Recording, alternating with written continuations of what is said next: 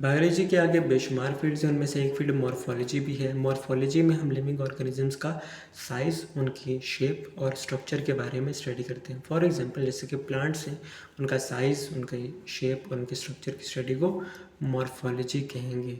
इसी तरह एनाटॉमी भी बायोलॉजी की एक और फील्ड है जिसमें हम लिविंग ऑर्गेनिजम्स की बॉडी का इंटरनल स्ट्रक्चर स्टडी करते हैं। फॉर एग्जांपल जैसे कि ह्यूमन बॉडी है तो इसके इंटरनल स्ट्रक्चर को स्टडी करना, हार्ट की इंटरनल स्ट्रक्चर की स्टडी को हार्ट की एनाटॉमी कहेंगे।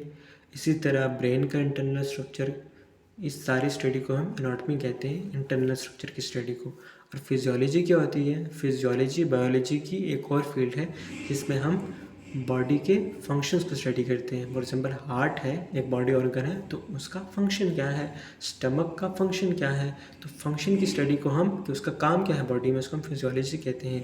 एनाटॉमी में हम स्ट्रक्चर पढ़ते हैं और फिजियोलॉजी में हम उसी चीज़ का फंक्शन पढ़ लेते हैं। इसी तरह होती है हिस्टोलॉजी। हिस्टोलॉजी में माइक्रोस्कोप में देखा जाता है टिश्यू को। फॉर एग्जांपल हार्ट को टिश्यू अगर हम माइक्रोस्कोप में देखें तो उसको हम हार्ट की हिस्टोलॉजी पढ़ रहे होंगे। ये बायोलॉजी की एक और फील्ड है जिसमें हम माइक्रोस्कोपिक स्टडी करते हैं, यानी कि बहुत छोटे लेवल से जो टिश्यूज़ के लेवल पे जाके स्टडी करने को हिस्टोलॉजी कहते हैं। इसी तरह साइटोलॉजी होती है।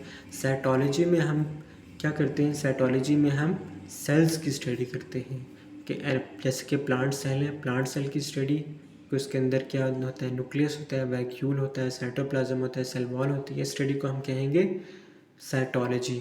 साइटोलॉजी को ही सेल बायोलॉजी भी कहा जाता है।